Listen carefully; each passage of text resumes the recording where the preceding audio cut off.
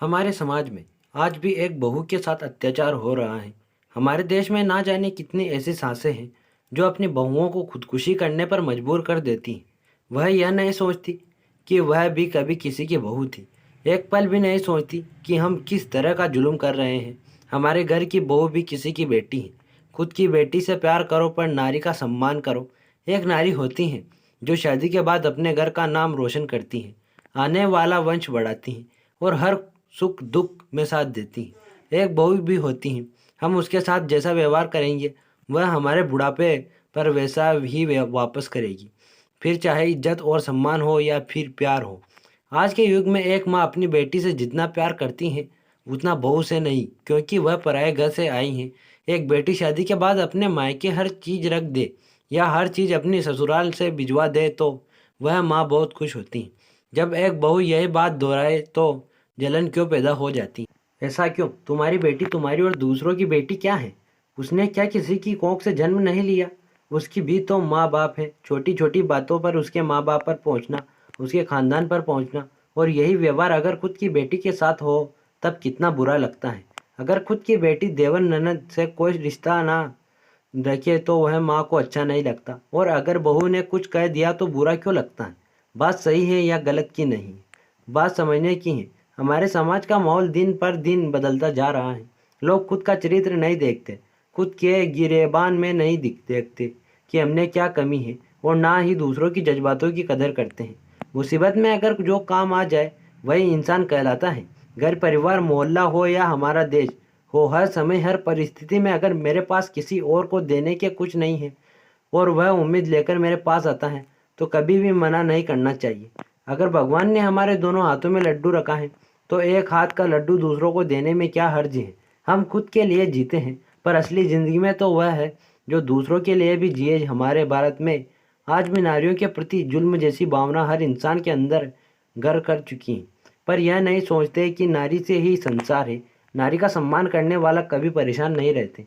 जिस घर में नारी का अपमान होता है, उसके साथ गंदी वाणी से बात की जाती है, उसे गाली दी जाती है, उसे हर समय नीचा दिखाया जाता है, उस घर में कभी भी लक्ष्मी का वास या सुख शांति नहीं होती। मेरा यही मानना है कि हम अपनी बेटी से ज़्यादा दूसरों की बेटियों को सम्मान देना चाहिए, क्योंकि हमारा बेटा परदेश में रहता है, और हम अपनी जुबानों से ही अपनी बहू के दिल को ठेस पहुंचा देते हैं। पर ऐसा क्यों? अगर ऐसा ही करना है तो अपनी बेटी की शादी क्यों करते हैं? अपने बेटी की तरह बहू को समझें। हम अपने बच्चों को इसलिए पढ़ाते हैं ताकि हमारे बच्चों में अच्छे संस्कार आए। बच्चे जब रोते हैं हम उन्हें वह चीज़ नहीं देते, समय पर थोड़ी देर रोते हैं, 1 महीना 2 महीना, पर जब हम समय पर संस्कार नहीं दिए तो वह ज़िंदगी भर रोते हैं। वैसे ही हम अपनी बहू के साथ जैसा व्यवहार करेंगे हमें वापस में वैसा ही मिलेगा। हम अच्छा बोलेंगे तो अच्छा बुढ़ापे पर मिलेगा। हमेशा खुद को अच्छा साबित करने की कोशिश ना करें, हमेशा अपनों का जोड़ कर रखें। परिवार वह नहीं होता जो परिवार को तोड़ने की कोशिश करे, परिवार तो होता है जो परिवार को जोड़ कर रखे। परिवार में अगर मुखिया समझदार है तो वह घर की नींव पक्की हो सकती है और आने वाले समय में अपने परिवार को एक करके सुकून भरी जिंदगी जी सकता है। छोटी छोटी बातों पर अपनी बहू को, अपने घर की लक्ष्मी को ताना मारना, उसके चरित्र पर कीचड़ उछालना, यह कहान का न्याय है?